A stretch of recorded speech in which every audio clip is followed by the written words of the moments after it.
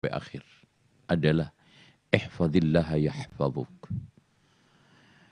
Karena penjagaan Allah kepada kita itu tergantung penjagaan kita kepada syariat Allah. Karena Allah mengatakan in tansurullaha yansurkum. Apakah tindakan-tindakan kita selama ini menolong agama Allah atau sebaliknya malah menghancurkan agama Allah? Dan insya Allah nanti kita akan jelaskan penyimpangan akidah kontemporer itu. Sehingga janji-janji Allah Subhanahu wa taala bukan Allah ingkar janji. Bukan janji itu kandas. Tapi sebab yang mendatangkan janji Allah itu kita nafikan. Kita enyahkan, kita lenyapkan dari kehidupan kita. Bukankah Allah mengatakan inna nasra ma'as sabri. Tapi mana kesabaran kita untuk meraih kemenangan? Kemenangan akidah, kemenangan umat, kemenangan kita di dalam menghadapi COVID ini. Dan suatu hal yang sudah menjadi sunnatullah, innal faraja ma'al karbi. Jalan keluar itu kita dapat setelah berbagai macam kesulitan kita hadapi. Inna ma'al usri yusra. Sesungguhnya setiap kemudahan itu ada kesulitan. Tapi tolong dicamkan. Lan yaghliba al-usru yusra ini. Gak mungkin sekarang ini ya ada satu kesulitan mengalahkan dua kemudahan. Enggak mungkin. Pasti ada. Nah kenapa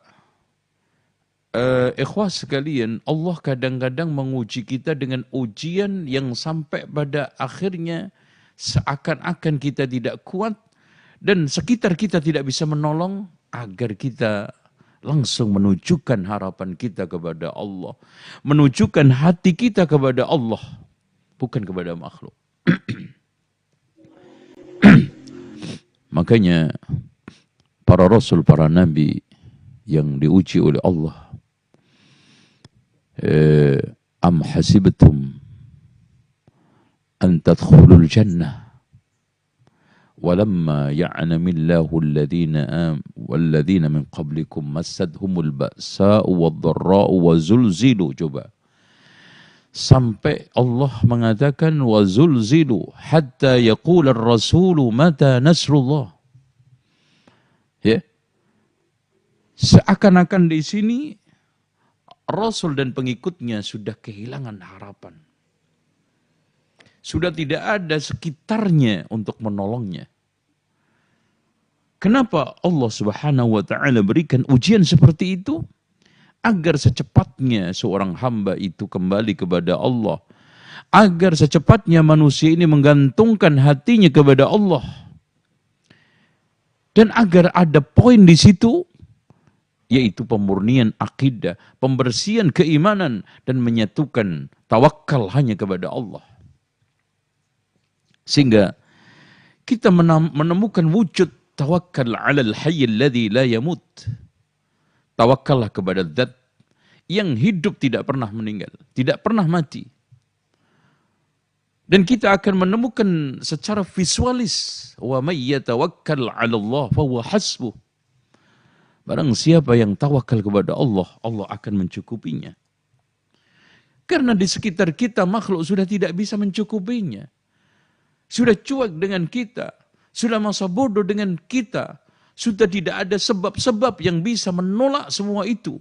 Kecuali hanya dari langit. Makanya kita kejar sebab-sebab yang datang dari langit. Karena sebab-sebab yang di bumi ini sudah habis. Itulah makna daripada tawakal yang sudah kehilangan. Sudah banyak kaum muslimin kehilangan. Terutama pada zaman COVID ini. Coba kita visualkan satu ayat yang terakhir dalam surat Ali Imran. Ayat 200. Isbiru wasabiru. Coba lihat. Isbiru, sabarlah. Wasabiru itu ungkapan berlatihlah sabar dalam rangka untuk sabar. Masya Allah. Bersabar untuk sabar. Sampai pada tingkatan seperti sabarnya Nabi Ayyub alaihissalam, fasabrun jamil. Ikhwah sekalian, kalau ungkapan Al-Quran itu as-sabru jamilun, itu biasa. As-sabru, sabar, jamilun adalah indah. Tapi di sini sabar yang indah. Satu kesabaran yang sudah sampai pada tingkatan tertinggi. Sabrun jamilun. Ini di sini sifat wal mausuf. Allah tidak menghadirkan mubtada dan khabar. Kalau mubtada dan khabar itu suatu hal yang normal-normal saja. As-sabru jamilun. Sabar itu indah. Tapi kalau sekarang na'at wal man'ud, sifat wal mausuf memberikan satu ungkapan, fasabrun jamilun, kesabaran yang paling tertinggi, kesabaran puncak, yang kesabaran tidak bisa dicapai oleh sembarangan orang, kecuali kekasih Allah, macam seperti Nabi Ibrahim. Bagaimana kesabaran dia di dalam menunaikan perintah Allah, kesabaran Nabi Ismail di dalam hal tegas mengatakan, ya abati fa'al ma tu'maru satajiduni insyaallahu minas sabirin. Wahai bapakku, laksanakan perintah Allah. Insyaallah engkau akan menemukan aku termasuk orang-orang yang sabar. Sabar sudah sampai puncak. Kesabaran dalam menunaikan perintah Allah sampai merelakan nyawanya melayang. Kesabaran dalam jihad. Nah, sekarang kita tinggal kecil saja. Apakah sebab-sebab itu kita lakukan di masa COVID ini? Ataukah kita lebih pada cengeng, kita lebih pada frustasi, kita lebih pada kehilangan Allah, kehilangan tawakal, kehilangan keseimbangan, sehingga seakan-akan Allah itu lemah, tidak hadir bersama kita, tidak memberikan pertolongan, tidak mengetahui nasib kita. Dan inilah yang membuat kita itu makin terpuruk. Karena wa may yatawakkal 'ala Allahi fahuwa hasbuk. Ini cuplikan, ya. Bagaimana umat ini? Kata di sana ada suatu ungkapan yang cukup bagus dari Fudail bin Iyad. Wallahi, law ya'ista minal khalqi, kalau kamu putus asa dari makhluk ini, hatta la turidu minhu syai'a, sampai kamu tidak memiliki harapan sama sekali dari tangan manusia, la'ataka maulak, Allah akan berikan segala sesuatu yang kamu inginkan. Kullu ma turid. Ini yang harus kita pegang. Jadi kalau seandainya engkau sekarang pada sampai tataran tidak memiliki harapan sama sekali, sudah putus harapan dari manusia, dari makhluk, maka pada saat itu datang pertolongan dari langit. Karena ketawakalan kita, karena harapan kita, karena permohonan kita, karena doa kita, sehingga Allah akan berikan segala sesuatu yang kita harapkan. Allah berikan segala sesuatu yang kita inginkan. Allah berikan jalan keluar dari berbagai macam kesulitan yang kita alami.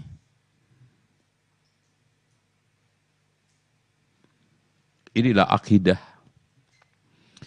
Inilah keimanan. Keimanan itu kepercayaan yang membuahkan satu ekspresi.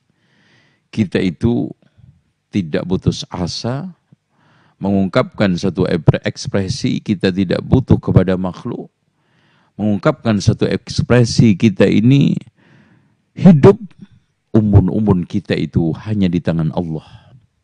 Ya Hayyu ya Qayyum, birahmatika astaghisu wa aslih li sya'ni kullahu wa la takilni ila nafsi tarfata 'ain.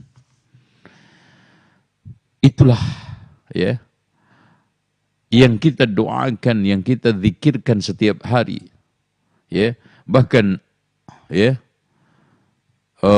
nasiyati biyadik, ya Allah, ketika kita dalam keadaan putus asa kan, sudah tidak ada harapan kecuali kita menengadahkan tangan ke atas langit, berharap kepada Allah dengan berdoa, Allahumma inni abduka wabnu abdika wabnu ammatika nasiyati biyadika adlun fiya qada'uka madin fiya hukmuk. Allahumma inna nas'aluka bikulli ismin huwa laka sammaita bihi nafsak aw anzaltahu fi kitabik aw 'allamtahu ahadan min khalqik aw ista'sarta bihi fi 'ilmi al-ghaib 'indak an taj'ala al-Qur'ana rabi'a qalbi nasiyati biyadik. Ya Allah, umbun-umbunku itu ada di tanganmu, aku pasrah. Allahumma ini abduka, aku adalah hamba. Wabnu abdika, anak hambamu. Wabnu ammatika, anak hambamu perempuan. Adil putusanmu kepadaku ya Allah. Sudah berjalan semua yang kau takdirkan. Ya Allah, aku mohon kepadamu melalui perantaraan nama-namamu yang indah, yang kau ajarkan kepada makhlukmu, yang kau turunkan di dalam kitab-kitabmu. Ya Allah, jadikanlah Al-Quran ini penerang hatiku, penghilang gundaku, dan pencerah kesedihan, dan juga berbagai macam kesulitan hidup. Wa nuru sadri, dan cahaya di dalam hatiku. Allahu Akbar. Kata Rasulullah SAW, tidaklah ada orang yang mengalami satu kesedihan yang sangat mendalam, berdoa dengan doa itu, pasti dihilangkan oleh Allah Subhanahu wa taala. Pasti dihilangkan. Enggak ada insya Allah di situ. Dalam hadis Rasulullah SAW. Dengan demikian, cuplikan awal ini betapa kita bisa mengukur ya penyimpangan banyak kaum muslimin, sehingga dia seakan-akan dalam hidup ini kehilangan Allah. Sehingga akhirnya kehilangan keseimbangan. Pada akhirnya adalah kehilangan kontrol. Sehingga hidupnya kacau balau. Berantakan. Lemah lunglai. Akhirnya apa? Dukun dijadikan sebagai rujukan. Benda keramat menjadi andalan. Tempat-tempat angker dikunjungin. Sehingga benar apa yang dikatakan oleh Rasulullah Shallallahu Alaihi Wasallam, bahwa manusia ketika sekarang ini kehilangan berbagai macam kekuatan iman dia, maka berpindah kepada hal-hal yang lainnya selain Allah Subhanahu Wa Taala. Itu berdasarkan syari yang ada di dalam Al-Quran dan Sunnah.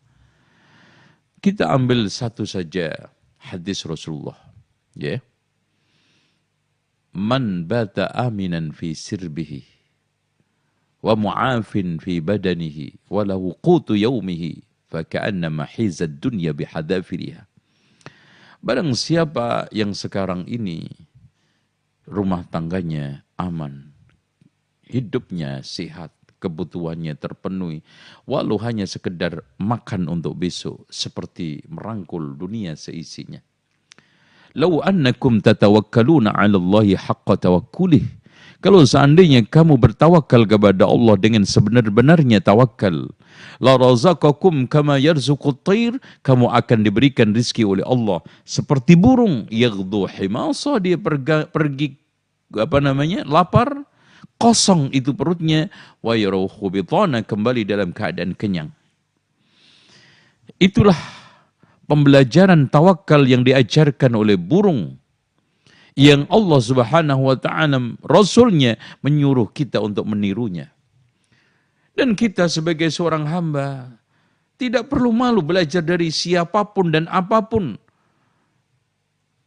Qabil belajar untuk mengubur saudaranya yang dibunuh dari gagak. Kenapa kita sekarang ini tidak belajar dari kenyataan-kenyataan ini? Di antaranya Rasulullah Shallallahu Alaihi Wasallam mengajarkan kita untuk belajar lewat tawakalnya burung. Satu keadaan dia tidak pernah kecut dengan kenyataan hidup, sedih dengan sedikitnya rezeki, dan kurangnya jatah-jatah saluran-saluran rezeki.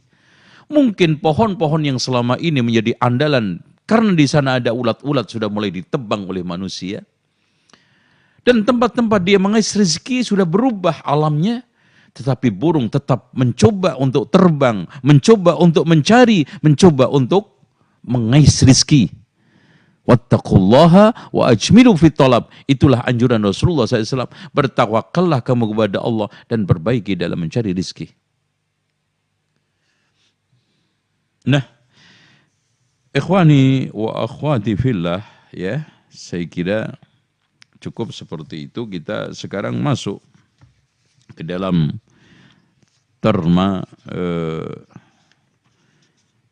satu ayat yang perlu saya bacakan kepada Bapak Ibu sekalian. Allah mengungkapkan kemenangan kita, kebaikan yang Allah berikan kepada kita lewat wa'adallahu alladhina amanu minkum.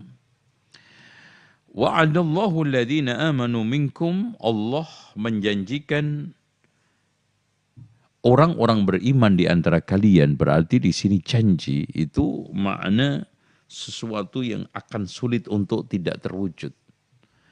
Ya, beda dengan atau beda dengan Allah Subhanahu wa taala akan memberi rizki. Tapi di sini Allah Subhanahu wa taala mengatakan wa'ada. Wa'adallahu alladhina amanu minkum wa 'amilus salihati la yastakhlifannahum fil ardi kama istakhlafal ladina utul kitab. Allah Subhanahu wa taala menjanjikan siapa yang diberi janji itu orang yang beriman dan beramal soleh. Nah, kalau kita sekarang bertanya, wal asri innal insana lafi khusrin, sementara umat Islam sekarang hampir seluruh dunia berada di dalam keterpurukan, berada di dalam kemunduran, bahkan menjadi bulan-bulanan umat lain. Pertanyaannya, kenapa Allah tidak menolongnya? Sementara banyak ayat-ayat Allah tegaskan, innallaha yudafi'u 'anil ladzina amanu. Allah Subhanahu wa taala akan melindungi, membela orang yang beriman karena kita tidak mewujudkan iman dan amal soleh. Seperti ayat yang ada di dalam Al-Asr tadi, wal asri innal insana lafi khusr illa siapa yang tidak? Illal ladzina amanu. Sekarang kita lihat hampir kebanyakan kaum muslimin hidupnya, apalagi di kalangan orang-orang yang jauh dari pemahaman dan juga pelajaran akidah, ya, tercemar dengan berbagai macam TBC, tahayyul, bid'ah, khurafat, dan itu dijadikan sebagai suatu keyakinan yang sah, yang dibela mati-matian, bahkan dieksekusi lewat legitimasi berbagai macam aturan dan juga perda-perda. Dan ini semakin melanggengkan kesyirikan tersebut. Bagaimana kita lihat tempat keramatan dijadikan sebagai wisata rohani, yang di sana diambil tanah kuburannya, yang di sana kita biarkan orang-orang kehilangan Tuhannya, bahkan kuburan dijadikan Tuhan, permohonan hatinya dicurahkan kepada wali-wali yang ada di kuburan. Bukankah itu hakikat daripada kesyirikan yang melebihi daripada kesyirikan pada zaman Nabi Nuh, umatnya ketika mengkultuskan beberapa orang soleh yang meninggal dunia? Bagaimana kita mendapatkan innallaha yudafi'u 'anil ladzina amanu, Allah akan membela orang-orang yang beriman sementara kehidupannya seperti itu?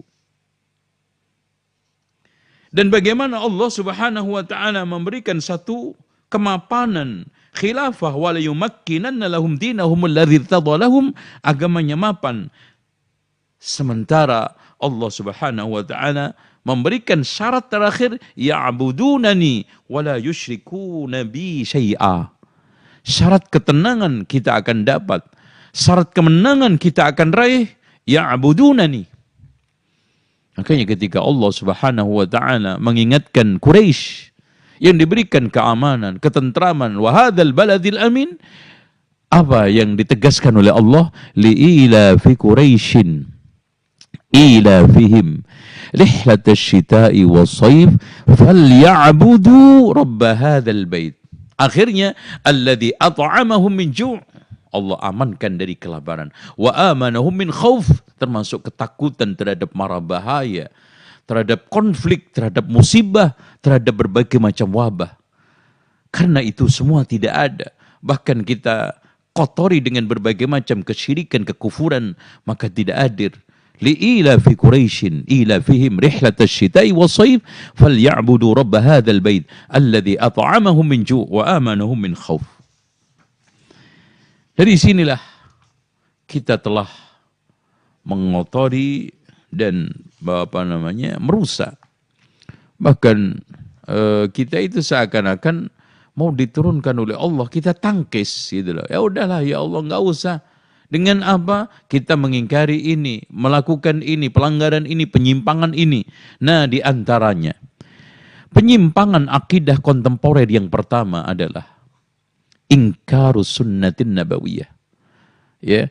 Di sana telah terjadi sikap frigid terhadap sunnah, antipati terhadap sunnah, dan sudah tidak ada simpati terhadap sunnah. Ya, hal itu bisa kita temukan di antara mereka. Sudah kalau disebutkan di antara mereka, udahlah cukup Al-Quran saja. Di antara mereka, udahlah nggak usah mengangkat masalah-masalah khilafiyah. Itu kalau ujung-ujungnya nanti akhirnya tidak mengamalkan sunnah, ujung-ujungnya adalah meremehkan sunnah, dan ujung-ujungnya adalah mendistorsi sunnah, maka itu bagian daripada pengingkaran dia terhadap sunnah Rasulullah Sallallahu Alaihi Wasallam. Kita lihat banyak perintah Allah agar kita mengikuti Rasulullah. Ya, di antaranya ya ayyuhalladzina amanu atiullaha wa atiur rasul. Di antaranya juga wa may yuti'illaha wa rasulahu wa may yuti'illaha war rasula faulaika ma'al ladzina an'ama Allahu 'alaihim minan nabiyyin wasyiddiqin was-suhada'i was-salihin wa hasuna ulaika rafiqa. Ya, siapa yang mentaati Allah Rasulnya maka dijamin keamanan, dan itulah yang dimaksud kelompok orang yang kita minta setiap salat ihdinas siratal mustaqim siratal ladzina an'amta 'alaihim. Tidak lain adalah mereka dari kalangan para nabi, tidak lain mereka adalah dari kalangan siddiqin, dan tidak lain di antara mereka adalah syuhada dan salihin. Dan itulah yang dimaksudkan Rasulullah SAW, khairun nasi qarni summa alladhina yalunahum summa alladhina yalunahum. Dan bahkan Allah Subhanahu wa taala mengatakan, "Wa may yushaqiqir rasula min ba'di ma tabayyana lahul huda wa yattabi' ghayra sabilil mu'minin nuwallihi ma tawalla wa nuslihi jahannama wa sa'at masira." Barang siapa yang sekarang ini menyelisih Rasul setelah datang kebenaran dan mengikuti jalan selain ijma' kaum muslimin, mukminin, dan terdepan adalah kaum ini sahabat khairun nas. Yang dikatakan oleh Abdullah ibn Mas'ud, ma ra'ahul muslimuna hasanan fahuwa indallahi hasanun wa ma ra'ahul muslimuna qabihan fahuwa indallahi qabihun. Yang dimaksudkan muslimun adalah salafun salih, khairun nas. Yang terdepan adalah khulafaur rasyidin dan sahabat pada umumnya, kemudian tabi'in. Seperti yang ditegaskan oleh para ulama ahli sunnati wal jamaah. Bahkan Allah menggunakan satu ungkapan, fala wa rabbika la yu'minun. Demi Tuhanmu Muhammad, mereka itu sejatinya tidak akan beriman. Dari sini Allah menafikan keimanan siapa? Yaitu hatta yuhakkimuka fima syajara bainahum, sampai syaratnya itu iman wujud, mereka menjadikan kamu sebagai rujukan hukum di dalam hal yang mereka persengketakan, perselisihkan.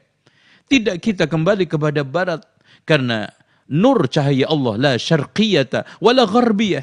Tidak kita kembalikan kepada undang-undang adat buatan manusia atau kesepakatan manusia yang penuh dengan noda-noda hawa nafsu, akan tetapi kepada Allah dan Rasulnya. Dan Allah Subhanahu wa taala menegaskan dalam surat Al-Ahzab ayat 36, "Wa ma kana lil mu'minin wala mu'minatin idza qadallahu wa rasuluhu amran ay yakuna lahumul khiyaratu min amrihim." Ketika Allah memutuskan putusan, maka bagi orang mukmin laki-laki dan perempuan tidak ada milah-milih. Bahkan Rasulullah SAW Allah memberikan syarat, Qul in kuntum tuhibbunallaha fattabi'uni. Ittiba Rasul adalah realisasi paling terdepan, paling sakral, paling utama dalam tanda kita cinta kepada Allah. Ikuti aku. Makanya cinta itu suatu ungkapan batin. Kemudian kita bentukkan dalam perilaku puncak ketaatan kita kepada Allah dan Rasulnya. Maka kalau kita artikan cinta kita kepada Allah, puncaknya adalah kita mencintai Allah dan Rasulnya. Makanya tuh lihat bagaimana sekarang ini orang yang telah dikatakan oleh Allah Subhanahu wa taala puncak keimanan dia menemukan halawatul iman ayyakun Allah wa Rasul ahabba ilaihi mimma siwahuma. Itu kan gitu. Jadi disinilah tidak ada yang lain di dalam hati, di dalam tindakan, di dalam apapun gerak-gerik kita kecuali yang mendorong, mengatur, ya, mengarahkan, membimbing kita Rasulullah Shallallahu Alaihi Wasallam. Inilah sehingga Rasulullah SAW memberikan tanda masuk surga setelah puncak cinta ditandai dengan ketaatan apa? Kullu ummati yadkhulunal jannata illa man aba. Setiap umatku akan masuk surga kecuali yang tidak mau. Siapa yang tidak mau? Man ata'ani falahul jannah. Ya, wa man asani faqad aba. Ya, siapa yang mentaatiku dia masuk surga, siapa yang tidak maka dia telah tidak mau surga. Dan Rasulullah SAW juga menegaskan man ata'ani di dalam hadis Rasulullah sallallahu alaihi wasallam ala inni utitul Quran wa mislahu ma'ahu. Baik. Sekarang penyimpangan paling fenomenal sekarang adalah meninggalkan hukum Allah. Ikhwas sekalian, saudaraku seiman, kita yakin seyakin-yakinnya ketika Allah mengatakan al-yawma akmaltu lakum dinakum wa atmamtu alaikum ni'mati wa raditu lakumul Islam madina. Kesempurnaan Islam itu kan yakin tidak hanya di masjid. Kesempurnaan Islam itu tidak hanya di rumah. Bahkan kesempurnaan Islam yang menyuruh kita untuk udkhulu fis silmi kafah adalah di dalam percaturan politik kita, di dalam berekonomi kita, bersosial kita, berbudaya kita, dalam seluruh kehidupan kita. Yang ini tidak diinginkan oleh kaum sekuler. Ya. Karena nggak mungkin, ini sudah kesepakatan yang tidak bisa ditolak oleh siapapun. Tidak akan mungkin orang berpikir, orang bertindak tanpa diilhami oleh keyakinan yang dia miliki. Makanya, satu hal yang normal. Ketika seorang yang menuangkan gagasan-gagasan ketika menulis, maka Muslim akan membawa keislaman dia, Kristen akan membawa kekristenan dia, Hindu-Buddha akan membawa ajaran dia. Itu nggak mungkin nggak. Di dalam manapun, di dalam rumah, di luar rumah, di dalam ibadah, di luar ibadah kita, termasuk di pasar dimanapun. Nah, naibnya kita sekarang diajakkan kepada satu kondisi di mana seakan-akan hidup ini akan indah kalau kita tidak pakai syariat Islam. Seakan-akan hidup ini akan tenang damai kalau kita tidak memakai hukum-hukum yang datang dari Allah Subhanahu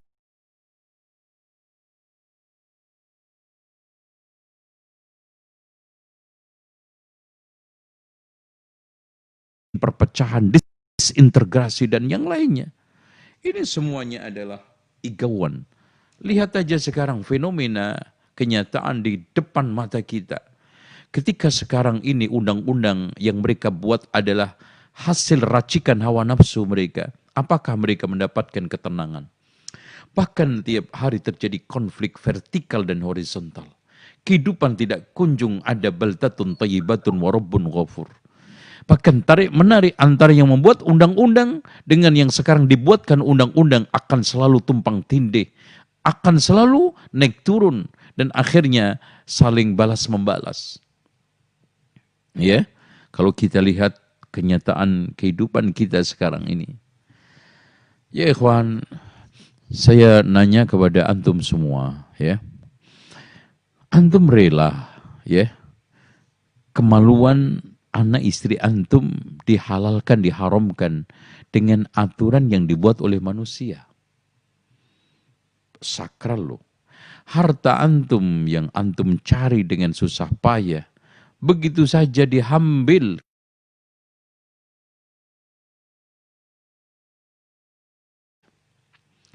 Coba yang sekarang mengkampanyekan di mana-mana bahwa hukum kisos itu sadis. Bayangkan kalau seandainya sekarang ini ibu bapaknya dibantai oleh seseorang, dibunuh dengan cara sadis. Apalagi yang dibunuh itu orang tuanya si hakim, orang tuanya pengacara, orang tuanya yang sekarang ini menjadi lawyer. Kira-kira di batin nuraninya akan bilang apa? Biarkanlah. Jangan diapa-apain, jangan dibunuh. Karena pembunuhan kisos itu sadis. Udahlah, ikhlaskan saja pembunuh bapak saya, ibu saya. Ya, jangan dilakukan tindakan apa-apa. Enggak mungkin. Mereka hanya gagah di dalam literasi ketika menulis di koran. Ketika sekarang ini berorasi di podium, di seminar. Dan ketika dia membuat resonansi-resonansi di dalam majalah-majalah. Tidak akan indah suaranya, selantang di koran di majalah. Ketika alam realitanya menunjukkan fakta bahwa bila sekarang orang tuanya dibunuh, bila saudaranya sekarang dibunuh, bila sekarang terjadi pembunuhan sadis yang ada di keluarganya menimpa anak istrinya, pasti dia akan membenarkan firman Allah, walakum fil qisasi hayatun ya ulil albab. Bagimu ada kehidupan di dalam kisah itu, wahai orang-orang yang mau berpikir cerdas, la'allakum tattaqun. Memang benar, ketika sekarang kisah ditegakkan, maka kehidupan tidak akan orang memudah-mudahkan untuk melakukan pembunuhan. Dia akan mempertimbangkan 100 kali bertimbangan dan tidak akan mungkin ada orang yang nekat bunuh kecuali dia sudah bosan hidup. Selagi dia memiliki kehidupan dan keinginan hidup, sebiji sawi aja, dia akan mikir. Dia akan pertimbangkan. Apalagi ketika lihat kisah dipertontonkan di halayak ramai. Dengan cara yang begitu sakral, Masya Allah ya. Dengan demikian, hati kita akan lega. Karena suatu hal yang naluri, Pak. Ketika ada keluarganya dibunuh, pasti ingin balas dendam. Cuman di sini Islam mengatur lewat pemimpin, lewat undang-undang, lewat hakim, lewat qadhi, kan gitu. Sehingga di sini terbalaskan dengan cara yang ilmiah, dengan cara yang sangat sistematik, dengan cara yang keteraturan dan juga kebaikan. Ya, tidak ngawur, tidak main serang, balas-balasan, nanti akan seperti hutan nanti itu. Makanya Allah menegur kita, afa hukmal jahiliyati yabghun? Apakah hukum selain Allah jahiliyah yang kamu akan cari? Wa man ahsanu minallahi hukman liqaumi yuqinun? Mana hukum yang lebih baik buat manusia ini bagi orang-orang yang berakal, Pak?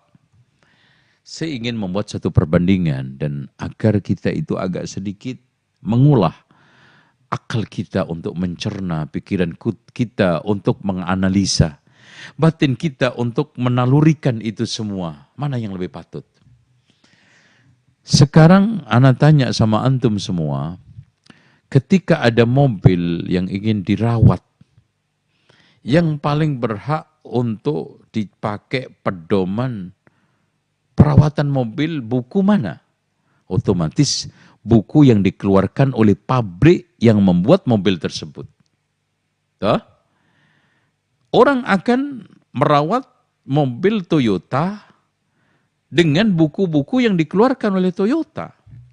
Orang akan merawat mobil Mercy dengan buku-buku yang dikeluarkan oleh PT Mercy. Begitu juga harusnya manusia ini adalah buatan Allah, ciptaan Allah, dan Allah sudah mengeluarkan bukunya lewat Al-Quran dan Sunnah Rasulullah SAW dengan begitu lengkap, dan sampai saking lengkapnya Allah mengatakan al-yawma akmaltu lakum, otomatis Tidak ada satu hukum yang paling terbaik untuk merawat kehidupan manusia, untuk mengatur kehidupan manusia, kecuali Islam, kecuali syariat Islam.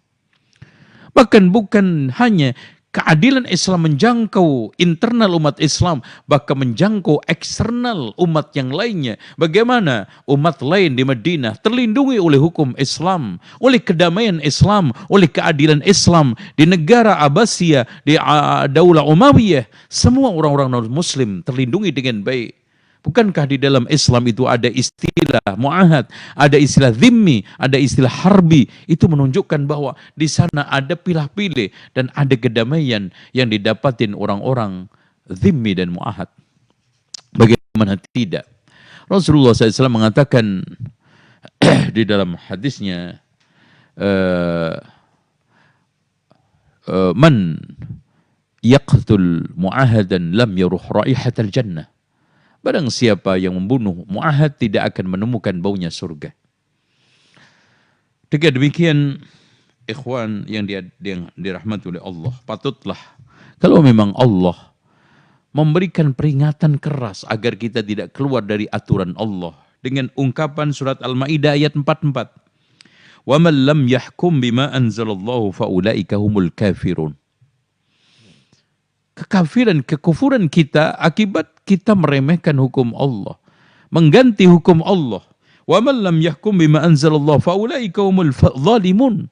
Jadi kekafiran, kezaliman, dan bahkan ayat yang berikutnya wa man lam yahkum bima anzalallahu faulaika humul fasiqun, lengkap. Bahkan orang di dalam berhukum selain hukum Allah itu bisa kafir, bisa zalim statusnya, bisa fasik. Tergantung sekarang ini landasannya. Kemudian setelah itu niat berangkatnya, kemudian sasarannya, kemudian sekarang ini efek-efek hukum tersebut. Kalau berpengaruh kolosal, kalau ingin mengganti hukum-hukum Allah, kalau dia meyakini bahwa hukum manusia lebih baik daripada hukum Allah, bahkan sama hukum buatan kita dengan hukum Allah, maka dia telah kafirun. Saya menyampaikan ini karena fenomena sudah nampak. Di mana sayadrusul Islamu kama yadrusu wasyu thawb. Islam ini punah seperti punahnya badik dari kain. La tunqadul al-Islamu urwatan. Islam akan terlepas seutas demi seutas. Kullaman taqadat urwatun tashabbathan nasu billati taliya, ketika lepas satu orang pegang berikutnya. Wa awwaluha naqdan al-hukmu, yang pertama kali hilang adalah hukum dan sistem pemerintahan Islam. Wa akhiruha as-salah, dan yang paling akhir adalah salat. Selanjutnya ya ikhwan rahimakumullah ta'ala, penyimpangan yang berikutnya yang fenomenal adalah munculnya pelecehan, penghinaan terhadap Islam. Coba bayangkan, orang baik katanya dituduh teroris. Coba, teroris itu adalah anak-anak yang good looking. Kemudian suka menghafal Al-Quran dan pintar bahasa Arab. Subhanallah. Ini jelas pelecehan dan tidak ada unsur sedikit pun dia ingin minta maaf, merasa bersalah. Bahkan mimiknya, mukanya tidak ada satu ungkapan bahwa itu adalah perkara berat. Bahkan seperti lalat lewat. Ya, bagaimana kita tidak bisa mengatakan bahwa sekali-kali juga seimbang gitu loh ya. Orang yang pintar bahasa Inggris itu teroris. Orang yang pintar bahasa Mandarin itu teroris. Ya, PKI itu teroris gitu loh. Ya. Kenapa sekarang good looking, yang hafal Al-Quran dan Sunnah teroris? Ya, yang sekarang ini mereka-mereka yang belajar di pesantren teroris, yang nusuk ustadz orang gendeng. Nah ini kan dibalik-balik, ya. Jadi suatu kenyataan fenomena di mana orang ini sekarang dengan mudah menghina agama Allah, dengan mudah dia itu melecehkan dinul Islam, simbol-simbol Islam. Padahal gini Pak, ada satu kaidah yang kecil aja. tidak ada sisa kecintaan kepada orang kalau orang itu meremehkan, ya enggak? Gini aja deh Pak, mungkin enggak ada orang yang menghina-hina orang itu, orang lain, ada sisa-sisa kecintaan kepada orang itu. Ini logika dulu kita bangun. Enggak mungkin. Makanya sang penyair mengatakan ta'sil ilaha wa anta tasum hubbahu. Ku bermaksiat kepada Allah, mengklaim cinta kepadanya. Enggak mungkin. Tidak akan mungkin sisa cinta di depan orang yang sekarang ini menghina seseorang, melecehkan seseorang. Begitu juga suatu hal yang mudah kita analisa, tidak akan mungkin tersisa kecintaan orang terhadap Islam selagi orang itu masih menghina, melecehkan Islam. Karena Allah Subhanahu wa taala menegaskan dalam surat Al-Hajj ayat 32. Wa may yu'azzim sya'airallahi fa innaha min taqwal qulub. Barang siapa yang mengagungkan syiar Allah, maka itu termasuk bagian daripada keimanan. Berarti ketakwaan. Berarti orang kalau sudah tidak mengagungkan simbol-simbol Islam, apa mafhumul mukhalafah? Tidak ada ketakwaan. Minimal takwanya tidak sah atau tidak sempurna keimanannya. Makanya Allah memberikan satu ungkapan, ya hasratan 'alal ibad ma ya'tihim min rasulin illa kanu bihi yastahzi'un. Aduhai kerugian pada seorang hamba, tidaklah ada utusan yang membawa kebaikan, Rasul membawa syiar-syiar kebaikan, melainkan mereka selalu melecehkan, menghina-hina, merendahkan. Padahal di dalam surat At-Taubah ayat 65-66, Qul abillahi wa ayati wa rusuli kuntum tastahzi'un. Katakan Muhammad, apakah kamu dengan Allah, dengan ayatnya, dengan Rasulnya menghina? La ta'tadiru, kalian jangan minta maaf. Qad kafartum ba'da imanikum, telah kufur setelah iman kalian. Dan ini simpel, sebetulnya sederhana. Asbabul wurud, nuzul ayat ini, ada seorang yang ketika itu ikut perang dari kalangan munafikun ke Tabuk. Karena perjalanan jauh dia mencoba untuk nyeletuk dalam perjalanan itu, saya tidak mendapati orang yang paling pendusta mulutnya, paling rakus makannya, paling pengecut ketemu musuhnya, kecuali sahabat-sahabat Rasulullah. Dilaporkanlah sebelum orang itu sampai ke Rasulullah sudah dibacakan ayat ini, Qul abillahi wa ayatihi wa rusulihi kuntum tastahzi'un qad kafartum la ta'tadiru, jangan kamu minta maaf, sudah enggak ada maaf bagimu, qad kafartum ba'da imanikum. Makanya di sini ada satu statement yang cukup bagus dari seorang ulama. Pertama, Abu Bakar Ibnul Arabi, bukan Ibnu Arabi ya, la yakhlu ayyakuna ma qalahu min dzalika jiddan aw hazla. Apa yang diungkapkan orang dalam rangka menghina dan juga melecehkan syiar Islam, Allah, ayat dan Rasulnya itu jiddan, serius, atau hazlan, hanya ya intermezzo, wa kaifama kufrun, apapun yang dilakukan maka kufur. Fa innal hazla fil kufri kufrun, karena orang yang intermezzo dalam kekufuran adalah kufur. La khilafa fihi bainal ummah, tidak ada khilaf antara ummah. Fa inna tahqiqa, di dalam masalah ini, akhul haq wal akhul ilmi wal haq, wal hazl akhul batil wal jahl.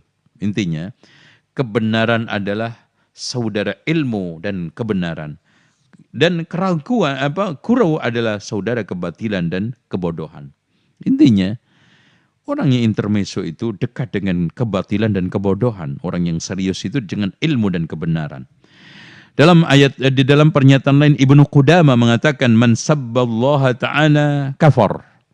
Barang siapa yang menghujat, ya, menghina, mencerca Allah, kafara, maka kufur. Saun kana mazihan aw cidda, saun, baik itu dia kurau atau serius. Wa kadzalika man istahza billahi wa ayatihi wa rusulihi wa kutubihi, begitu juga orang yang melecehkan Allahnya, ayatnya, Rasulnya dan kitabnya. Ini pernyataan Ibnu Qudamah Al-Maqdisi. Adapun Imam An-Nawawi mengatakan, al-af'alul mujibah lil kufri hiya allati tasturu an amdin aw istazan bid-din sarihun. Perbuatan yang menyebabkan orang itu kufur adalah perbuatan yang muncul dari sengaja atau gurau dengan agama yang jelas. Maksudnya ajaran agama yang jelas. Wallahu a'lam bishawab. Nah, berikutnya Fenomena penyimpangan akidah yang kontemporer dari kalangan kaum muslimin banyak dilakukan oleh umat Islam sekarang adalah merendahkan martabat sahabat. Mereka kurang begitu menokohkan sahabat. Apalagi kadang di antara melecehkan. Jadi kalau dituturkan sahabat itu seperti dituturkan tukang sampah. Kalau sekarang disebutkan sahabat tidak bergeming, tidak ada rasa hormat. Padahal di dalam hati mereka kalau dituturkan nama camat atau bupati aja ada segi tersentak. Wah, Masya Allah, itu bupati itu. Oh, figur saya, adik atau saudara saya, macam-macam. Tapi di sini disebutkan Abu Bakar, Umar, Utsman, cuek. Bahkan di antara mereka memandang penuh dengan kecurigaan. Atau bahkan kalau seperti orang Syiah itu penuh dengan penghinaan.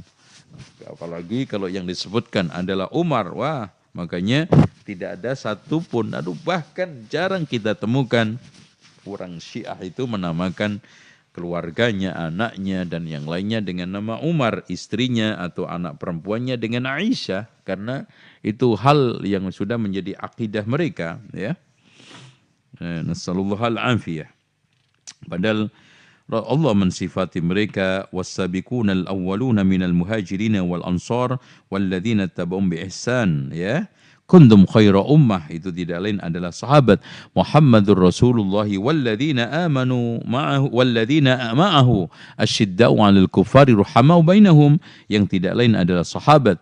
Dan Rasulullah SAW juga mengatakan la tasubbu ashabi, janganlah kau menghujat sahabatku. Fa wallahi, demi Allah, law anna ahadakum anfaq misla Uhudin dhahaba ma balagha mudda ahadim aw nusifahu. Jika di antara kalian berinfak segede gunung Uhud berupa emas, tidak akan menyamai satu mudnya. Satu mud itu segini, sahabat. Jadi seandainya ada seorang sahabat yang menginfakkan gandum satu mud, itu lebih besar nilainya, harganya, ketinggiannya di hadapan Allah, ketimbang di antara kita yang beramal segede gunung Uhud berupa emas.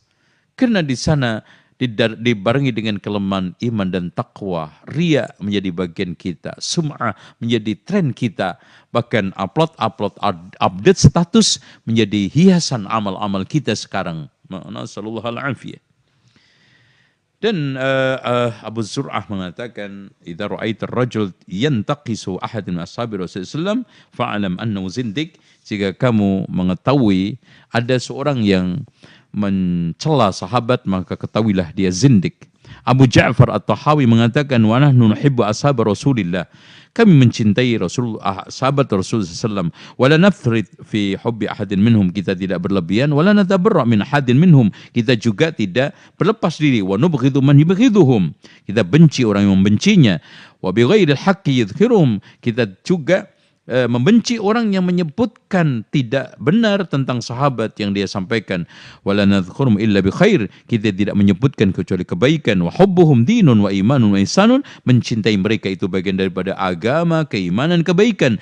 Wa bughduhum kufrun wa nifakun, membenci mereka itu bagian daripada kekufuran dan kenifakan. Makanya tidak ada yang mencintai sahabat kecuali mukmin, tidak ada yang membenci sahabat kecuali munafik. Tentang masalah pertikaian di antara mereka, kita closing aja. Kata Rasulullah, idza dzukira ashabi famsiku, jika dituturkan tentang sahabat, tahan. Karena apa? Karena dia sudah jelas masuk surga, sudah berada di tempat yang paling aman, zona nyaman, yaitu surga yang dijamin an'amta alaihim. Di antaranya yang paling terdepan adalah al-ashratul mubasysyaruna bil jannah. Kalau memang begitu, untuk apa kita bicarakan? Untuk apa kita persoalkan? Untuk apa sekarang kita diskusikan? Apalagi kita cibirkan orang-orang yang sudah dijamin masuk surga. Kemudian yang berikutnya, penyimpangan kontemporer adalah tentang nama dan sifat Allah, terutama di dalam masalah-masalah kaitannya dengan Allah itu di atas langit. Nah, ini ya. Allah itu di mana? Ini kita soal insya Allah ya. Dikit aja, nggak usah banyak karena waktu. Oke. Ada muncul satu statement di kalangan kaum muslimin ketika ditanya tentang Allah ada enggak? Itu hampir sepakat. Ya. Allah ada, enggak? Ada. Nah, itu sepakat. Terus adanya itu di mana? Nah ini ya, Masya Allah ya. Sampai di antara mereka membuat satu statement, nggak boleh kita itu menanyakan Allah itu di mana. Padahal Rasulullah sendiri menanyakan kepada budak, Ainallah. Coba bayangkan sampai segitunya mereka itu sesatnya. Ya. Jadi kalau mereka ditanya Allah itu di mana? Allah itu ada nggak? Ada. Hampir sepakat Allah ada. Walaupun keberadaan itu kadang berbeda-beda ya. Ada Allah itu tidak di luar alam, tidak di dalam alam. Bahkan ada yang mengatakan ada juga enggak, setengah ada juga enggak. Jadi di antara ada dan tidak ada. Udahlah. Ya. Intinya itu tidak dipersoalkan kecuali antara ateisme ya, atau mungkin monisme, atau mungkin di sana ada kan aliran-aliran ini ada panteistik ya, ada monistik, ada poli ya, poli itu banyak ya, mon itu satu, berarti panteistik itu menyatu antara Allah dengan hambanya ya. Ada yang ateisme kan gitu, nggak percaya semuanya itu. Oke. Yang jadi masalah sekarang ketika mereka ditanya di mana Allah. Di antara mereka memberikan satu statement, kita nggak boleh menanyakan di mana. Loh, Rasul aja boleh. Allah di mana? Aina Allah.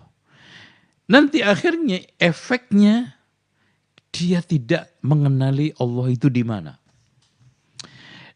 Dan dia tidak boleh sekarang ini menunjukkan tempat. Akhirnya statement mereka Allah di mana-mana. Nah, gitu. Itu asal muasalnya kenapa ada statement Allah itu di mana-mana? Karena Allah itu tidak boleh ditanyakan aina, di mana? Karena pertanyaan di mana itu menunjukkan tempat. Allah itu tidak bertempat. Kalau yang antum maksudkan tidak bertempat seperti tempatnya makhluk, jelas tidak. Tapi kalau dia maksudkan tempat, maksudnya adalah arasy yang cocok, yang yalik, patut untuk kebesaran dan keagungan Allah. Jelas. Ar-Rahmanu 'alal 'arsy istawa, aina Allah? Allah fis sama. Ya. Dan di dalam firman Allah sangat banyak sekali ya. Aamintum man fis sama'i ay yakhsiba bikumul arda fa idza hiya tamur. Ar-Rahmanu 'alal arsy istawa ilaihi yas'adul kalimut thayyib wal 'amalus shalihu yarfa'u wa huwal qahiru fawqa 'ibadihi ya. Terus kemudian Ar-Rahimuna yarhamuhumullahu Ar-Rahman. Irham man fil ardi yarhamuka man fis sama. Cintailah yang di bumi. Siapa manusia? Yarhamukum man fis sama, yaitu Allah. Dan semua para pencerita ya, sejarawan ketika membahas Isra Mi'rajnya Rasulullah, sepakat semua. Dia mengatakan Allah itu, Rasulullah SAW ketemu Allah itu di langit. Enggak ada yang mengatakan ketemu di Gunung Kerinci, ketemu di Kuas Larong, ketemu di Gunung Himalaya, enggak ada. Sepakat ahli sunnati wal jamaah. Termasuk anehnya ustadz yang mengingkari Allah itu di atas arasy dan mengatakan Allah itu di mana-mana. Kalau lagi kajian Isra Mi'raj, dia selalu mengatakan Rasulullah SAW akhirnya ketemu Allah Subhanahu wa taala di langit, di Sidratul Muntaha, indaha jannatul ma'wa. Di sanalah dia mendapatkan perintah salat. Itu sepakat. Kenapa Anda membolak-balikkan fakta, akhirnya capek sendiri? Anehnya ada yang menyoal bahwa Allah itu di mana-mana. Enggak benar. Allah itu semayam di atas langit, turun. Kalau turun bagaimana? Ketika ceramah, hadirin sekalian, kita ini jangan cemen, kita tawakal kepada Allah. Katanya menunjukkannya juga ke langit. Kenapa kita harus takut COVID? Kenapa kita takut tidak akan dapat rezeki? Yang menjamin rezeki kita adalah yang di langit. Loh, kecolongan dia ya. Jadi kebablasan dengan sendirinya bahwa ternyata nggak ngomong mulutnya, jarinya ketika berorasi itu menunjukkan ke atas, bukan ke bumi, apalagi muter-muter tuh jarinya ya. Yang memberikan rezeki adalah Allah, muter-muter ya tangannya di mana-mana gitu. Nggak ada ya. Wallahu a'lam bishawab. Kemudian yang selanjutnya adalah ad-du'a wal istighasa bi ghairillah. Penyimpangan paling populer di kalangan umat sekarang adalah meminta kepada Allah selain Allah. Padahal Allah mengatakan ud'uni astajib lakum. Selain Allah dikatakan oleh Allah di dalam surat Fatir ayat 13-14, وَالَّذِينَ تَدْعُونَ مِنْ دُونِهِ مَا يَمْلِكُونَ مِنْ قِطْمِرٍ. Orang-orang yang kamu mintakan selain Allah itu tidak memiliki satu kitmir. Kitmir itu ari-arinya itu kurma yang warnanya lapisan itu, yang lapisin bijinya tuh Pak, tipis. In tad'uuhum la yasma'u du'aakum. Kalau mereka teriak, kalau yang ada di kuburan itu diteriakin, tidak dengar apa-apa. Walau sami'u, andai kata dia itu mendengar, mastajabu lakum, enggak bisa mengabulkan. Wa yaumal qiyamati yakfuruna bisyirkikum. Nanti di hari kiamat mereka berlepas diri dari kesyirikan kalian. Wala yunabbiuka mislu khabir. Enggak ada yang bercerita seperti sepengalaman, yang tahu, yang benar-benar yang mengerti sejatinya perkara itu, yaitu kecuali Allah dan Rasulnya. Dan intinya ini kita tidak perpanjang. Kemudian saya akhiri dengan termasuk penyimpangan adalah nazar dan sumpah selain Allah. Kita sering mendengar orang itu bersumpah demi Allah, demi Rasul, demi langit, demi bumi. Demi Allah bagus, demi Rasul siapa yang ngajarin? Kemudian ada orang yang meyakini selain Allah itu mengetahui perkara gaib. Padahal Rasulullah SAW aja Allah katakan, "Qul la ya'lamu man fis samawati wal ardil ghaiba illallah." Katakan Muhammad, gak ada yang ngerti sesuatu yang gaib di langit bumi kecuali Allah. Alimul ghaibi fala yudhiru ala ghaibi ahada illa man irtada min rasulin fa innahu yasluku min baini yadihi wa min khalfi rasada. Jadi yang mengetahui gaib itu Allah. Kalau seandainya ada yang diperlihatkan itu atas izin Allah dari kalangan para rasulnya, para nabinya. Dan bahkan Rasulullah mengatakan, la ya'lamu man fi ghad illallah. Coba bayangkan. Wa ma tadri nafsum madza taksibu ghada. Besok aja kita nggak tahu apa yang kita perbuat. Apalagi bulan depan, 3 bulan, 4 bulan. Maka wala taqulanna syai'in inni fa'ilun dzalika ghadan illa ayyasha Allah. Jangan kamu mengatakan sesuatu saya mengerjakan besok kecuali insya Allah. Kemudian ada sihir, ada dukun. Ini semuanya adalah penyimpangan-penyimpangan kontemporer yang dilakukan oleh kaum muslimin, bahkan jimat. Dan juga di antara mereka sudah penyimpangan paling fenomenal sekarang adalah terakhir ridho, bahkan mentolerir, bahkan melegalkan berbagai macam kesyirikan, kemungkaran, kemaksiatan. Kita sekarang ini mendapatkan kekufuran, kesyirikan sudah dilegalisir, kemaksiatan sudah distempel, dan berbagai macam kemungkaran sudah menjadi suatu tanda sah. Entah itu dari undang-undang, entah itu dari statement tokoh manusia. Ya, nas'alullahal afiyah. Demikian kita kembalikan kepada moderator dan barangkali ada tanya jawab. Allahu a'lam bishawab.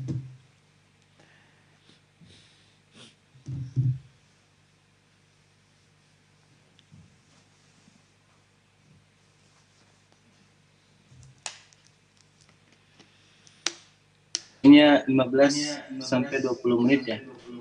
Jadi mohon untuk diperhatikan. Kemudian juga diusahakan didahulukan pertanyaan yang sesuai dengan tema kajian. Baik, untuk pertanyaan pertama sini. Afwan Ustaz, jika kita hidup di negara di mana hukumnya banyak sekali dengan hukum Allah, Sedangkan kita tidak mempunyai power untuk merubah hukum perbuatan manusia tersebut. Apa yang harus kita lakukan? Karena melakukan pembangkangan terhadap negara lebih banyak mudaratnya. Maksudnya banyak sekali yang bertentangan dengan hukum Allah. Tapi itu pertanyaan yang saya. Taib, kita memang mendapati satu realitas bahwa sekarang ini kita hidup didominasi oleh demokrasi. Hukum-hukum buatan manusia dilegalkan dan kekuatan suara mayoritas sudah betul-betul menghilangkan ajaran Allah Subhanahu wa taala. Pada saat itu maka kita mengamalkan Islam yang full power adalah di dalam individu kita, pribadi kita. Contoh saja, sholat kan tidak perlu diundangkan. Puasa, Senin, Kemis, tidak perlu diundangkan. Dan juga kita di dalam melaksanakan perdagangan memilih untuk tidak riba, tidak perlu diundangkan. Dan masih banyak syariat-syariat Islam yang kita bisa amalkan tidak tergantung pada kebijakan-kebijakan negara. Bahkan intinya fattaqullaha mastata'tum, bertakwalah kamu kepada Allah sebatas kemampuan kamu. Memang betul. Kita punya satu prinsip la ikraha fiddin, tidak ada paksaan dalam menerapkan agama termasuk hukum Allah ini. Makanya termasuk sistem negara, ada satu tokoh seperti Al-Hasanul Banna mengatakan, tanamkan sistem negara di hatimu akan berdiri di tanah airmu. Artinya, untuk apa kita memaksakan hukum Islam, sistem peradilan Islam, kalau rakyatnya, mereka yang akan menjadi pelanggan jasa hukum tersebut adalah ingkar terhadap syariat, tidak paham terhadap syariat, bahkan mereka menolak rame-rame terhadap syariat. Karena kejahilan itulah membutuhkan kita untuk menanamkan pemahaman kepada mereka, memberikan pengertian kepada kita lewat dakwah, bil hikmah, lewat tarbiyah dengan cara-cara yang baik. Maka tanamkan dulu pengertian tentang pentingnya hukum Islam, tentang pentingnya pemerintahan Islam, sehingga dari situlah muncul kesadaran. Kalau tidak, la ikrah fiddin, karena betul madaratnya akan lebih besar dan juga betul bahayanya akan lebih besar, bahkan kita akan mendapatkan satu kerugian yang lebih besar daripada keuntungan. Karena apa?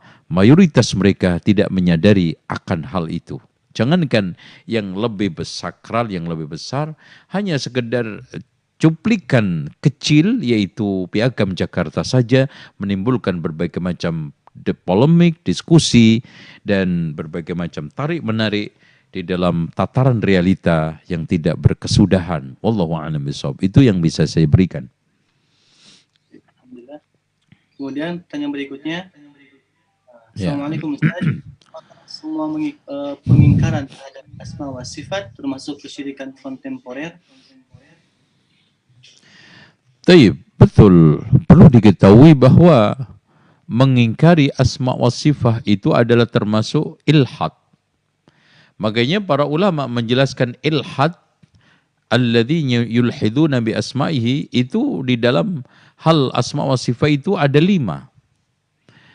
Yang pertama adalah memberikan nama-nama Allah kepada makhluk. Makanya kita tidak boleh memberikan nama anak kita Ar-Rahman, memberikan nama anjing kita apalagi, na'udzubillah. Itu penghinaan super dahsyat itu. Itu diberikan nama-nama kucingnya ya dengan nama-nama Allah, itu na'udzubillah. Yang kedua adalah memberikan nama-nama Allah dengan nama-nama yang lemah, yang cacat, nama makhluk. Al-Faqir, Allah diberi nama Faqir, miskin. Tiganya adalah termasuk ilhad adalah mensifati Allah dengan sifat makhluk, mensifati makhluk dengan sifat Allah. Ya, kan gitu. Terus kemudian yang keempat adalah ta'til, yaitu mengingkari sifat-sifat Allah. Tadi, tidak percaya Allah bersemayam, tidak percaya Allah itu turun.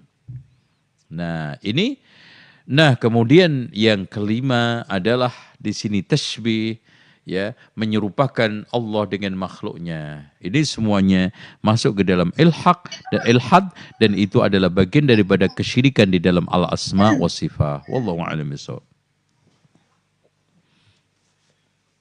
Jadi untuk pertanyaan berikutnya, ini ada Bismillah, untuk Ustadz mohon penjelasannya cara taat kita pemerintah agar tidak menyimpang akidah kita. Ya. Tayyib. Seorang muslim tidak boleh kehilangan keseimbangan di dalam menghadapi apapun. Makanya Islam itu selalu memberikan patokan di dalam sikap itu, sikap idealis sama sikap realistis. Contoh aja, idealnya orang itu muslim tidak boleh makan babi kan gitu. Daging babi. Tapi ada satu kondisi darurat, seorang boleh makan daging babi dalam kondisi darurat. Idealisnya seorang itu di dalam sholat itu berdiri. Tapi realitanya kita itu sakit.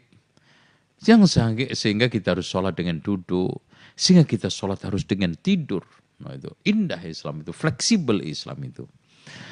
Dengan demikian sikap kita kepada pemerintah ini ada sikap ideal. Idealis kita seperti ini. Realita kita menghadapi suatu kenyataan. Maka di sini fattaqullaha masata'tum, bertakwalah kamu kepada Allah sebatas kemampuan kamu. Di sini juga sikap itu tidak akan ada orang yang bisa mengontrol, yaitu maksakan, yaitu hati kita. Tidak boleh meridhoi kemaksiatan itu, tidak boleh meridhoi senang setuju kepada hukum-hukum selain Allah itu. Dalam hati kita benci kepada kemungkaran, tetapi di dalam realitanya kita menyikapi itu penuh dengan hikmah. La ta'ata li makhlukin fi ma'siyatillah di dalam hati kita. Tetapi man ra'a minkum munkaran falyughayyir biyadihi. Tapi ternyata enggak bisa. Wa illam yastati fa bilisani. Ternyata enggak bisa, fa biqalbi, hati kita. Dengan cara seperti itu muslim akan hidup seperti kalau kita lihat kata itu ya. Ketika dia musim kemarau tetap masih bisa hidup. Musim penghujan juga masih tetap bisa hidup. Bagaimana kata ketika musim kemarau mensiasati kondisi sekitarnya. Dan ketika musim penghujan, kata mensiasati kondisi sekitarnya. Jadi disinilah adaptatif seorang muslim. Ketika saat idealis bisa menerapkan kondisi Madinah. Ketika saat-saat kondisi lemah, maka dia bisa menerapkan ayat-ayat Makkiyah.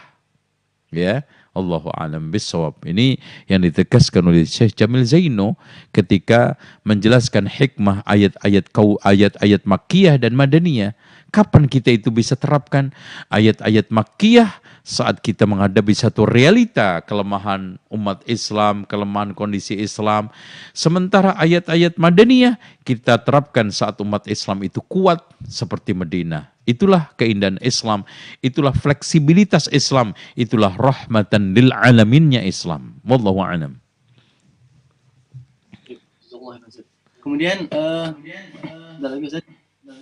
Assalamualaikum, Afwan Ustaz, bagaimana cara kita menanamkan akidah kepada anak usia dini tentang Allah? Karena sekarang anak saya usia 4 tahun, sudah mulai banyak pertanyaan tentang Allah. Jazakallahu khairan. Baik. Alhamdulillah itu adalah fitrah dan kita temukan hampir seluruh anak-anak kita itu biasanya umur 2 tahun itu sudah mulai ceriwis ya, kalau orang bilang itu sudah mulai cerewet, sudah mulai banyak eksplorasi, apalagi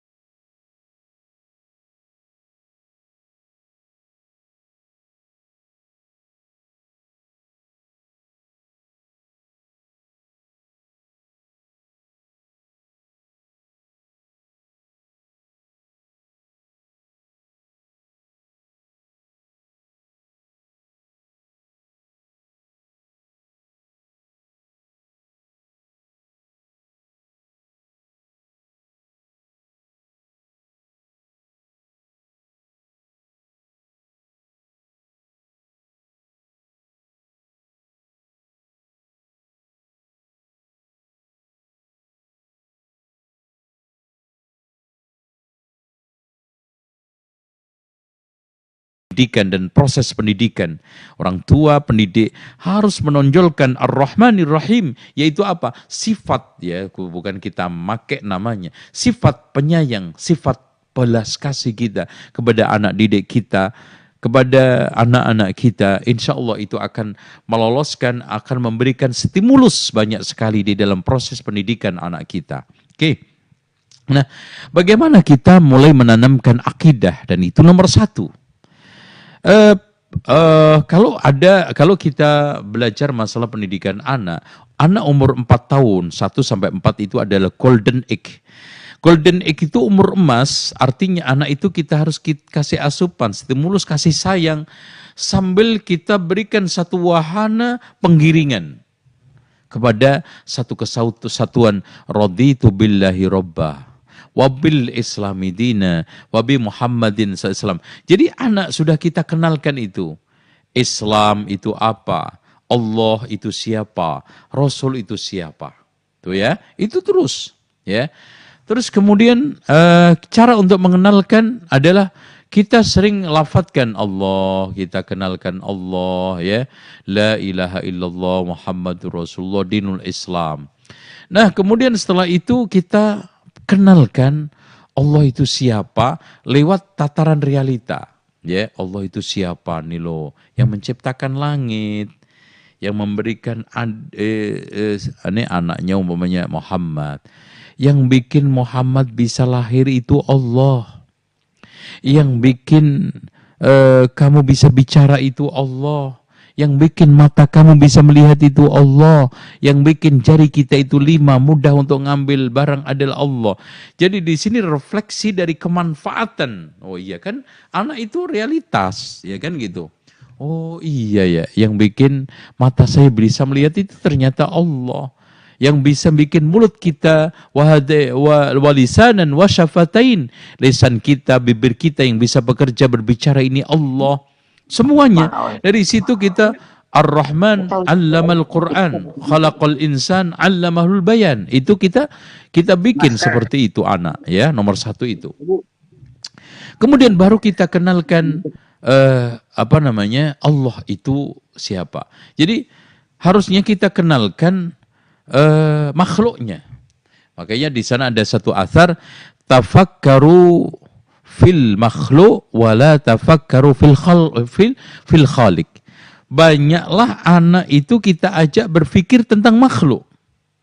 Jangan kita ajak berpikir tentang khaliq. Baru nanti kalau sudah mulai dia kenal, iya ya, Masya Allah, yang bikin tangan saya Allah, yang bikin kaki saya Allah, saya bikin berjalan Allah, saya bisa lahir Allah, mata saya bisa melihat Allah, ya, telinga kita Allah, ya. Ini setelah itu dia pahami dengan baik, baru mulai. Kita kenalkan realita juga. Kalau dia mencoba untuk nanya, Pak, Abi, Umi, Allah itu kayak siapa? Nah, kita harus jawab cerdik. Kamu, ini mobil Abi ya, ini ada mobil Toyota, ada mobil Mercy. Sama enggak yang membuat dengan yang dibuat?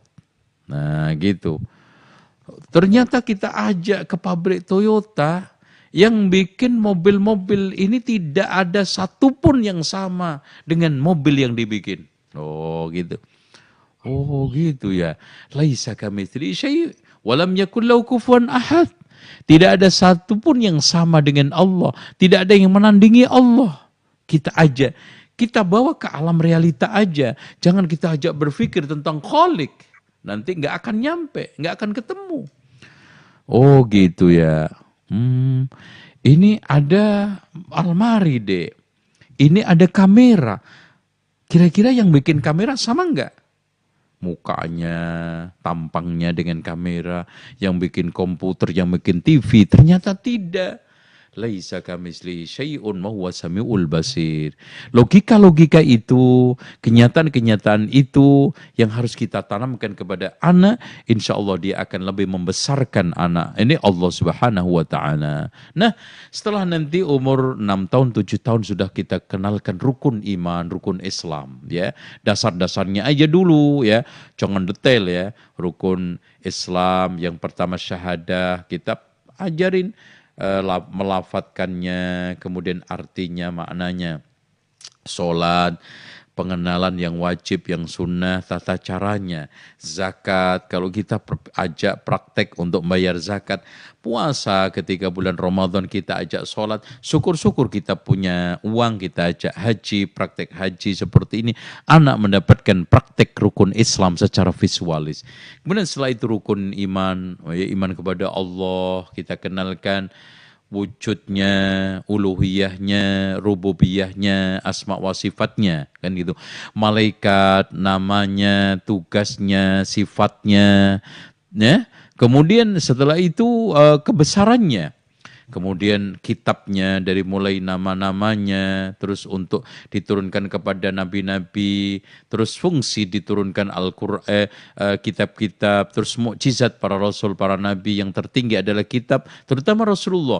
Kemudian rasulnya, namanya, jumlahnya, yang disebutkan, tidak disebutkan, tugas-tugasnya, nabi-nabi itu diutus kepada umat siapa aja, ini mana aja. Nah, ini kita kenalkan. Kemudian iman kepada hari akhir, ya. Dari mulai alam kubur itu bagaimana, nanti kiamat kejadiannya kayak apa. Setelah itu manusia dikumpulkan di mahsyar, ditanya satu persatu, dihisab, ditimbang, dibagi catatan amal sampai meniti sirat, kemudian ke surga atau ke neraka. Sampai takdir, kita kenalkan bahwa takdir manusia, segala sesuatu yang ada di alam semesta ini adalah berdasarkan ketetapan, kehendak dan juga ciptaan Allah Subhanahu wa. Artinya segala sesuatu yang terjadi ini diketahui oleh Allah. Segala sesuatu yang terjadi ini dicatat oleh Allah di Lauhul Mahfuz. Segala sesuatu yang terjadi ini tidak terjadi dikehendaki oleh Allah. Yang dikehendaki terjadi, yang tidak akan terjadi. Nah, yang terakhir diciptakan oleh Allah.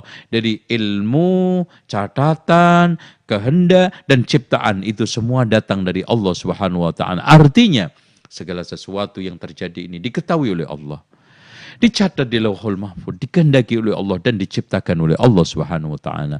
Dari situlah sekitar pengenalan kita anak sampai umur balik, ya.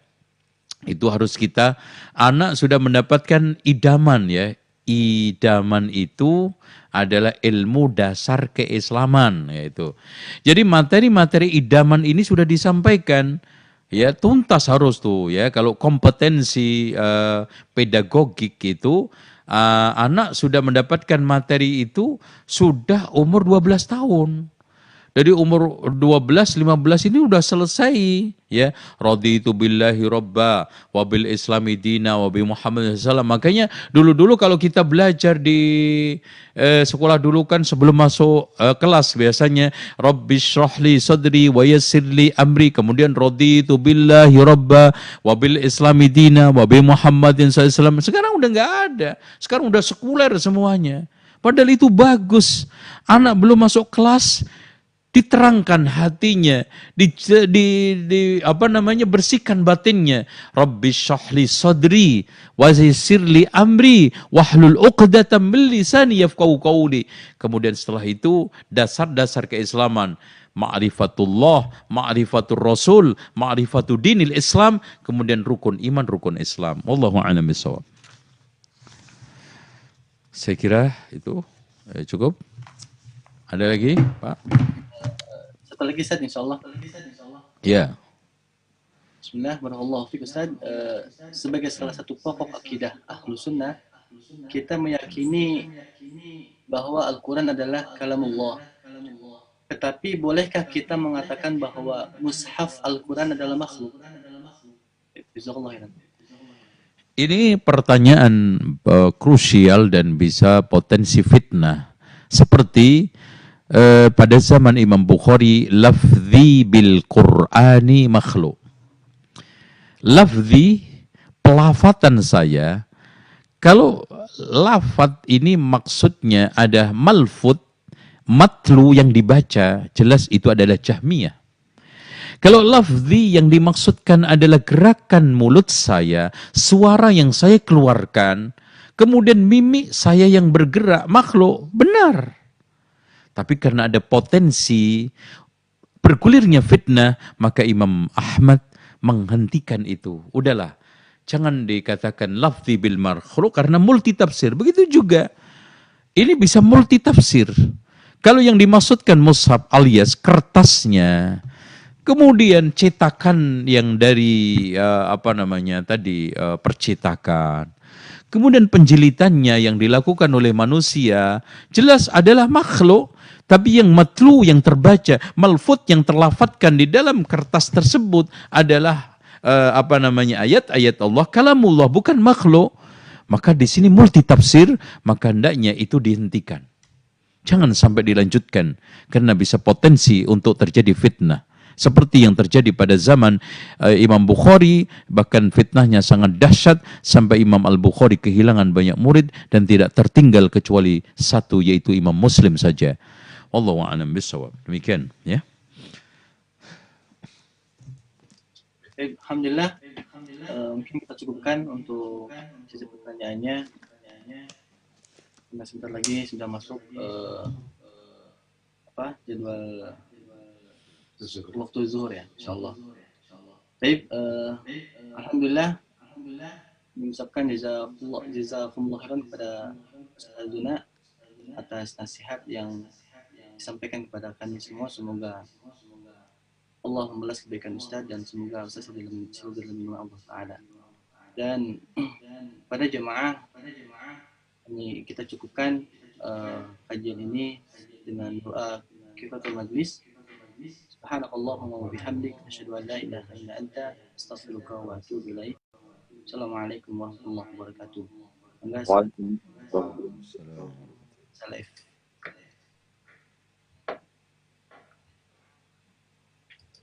Ayah dan Bunda, telah dibuka penerimaan peserta didik baru tahun pelajaran 2021-2022 Ibnu Hajar Boarding School untuk KBTK SD, SMP, SMA, Putra, Putri, dan Mahat Ali Ibnu Hajar Al-Islami. Gelombang pertama, pendaftaran 1 September sampai 26 November 2020, tes seleksi 28 dan 29 November 2020, pengumuman 11 Desember 2020, dan daftar ulang 12 sampai 22 Desember 2020. Gelombang kedua, pendaftaran 30 November 2020 sampai 28 Januari 2021, tes seleksi 30 Januari dan 31 Januari 2021, pengumuman 12 Februari 2021, dan daftar ulang 13 sampai 23 Februari 2021. Untuk tes seleksi KBTK dan SD, observasi dan wawancara, SMP dan SMA, matematika, bahasa Inggris dan bahasa Arab, qiraatul Quran, wawancara, observasi, dan psikotes. Untuk informasi lebih lanjut, hubungi call center kami di 0811 1541 305. Ayah dan Bunda, telah dibuka penerimaan peserta didik baru tahun pelajaran 2021-2022 Ibnu Hajar Boarding School untuk KBTK SD, SMP, SMA, Putra, Putri, dan Mahat Ali Ibnu Hajar Al-Islami. Gelombang pertama, pendaftaran 1 September sampai 26 November 2020, tes seleksi 28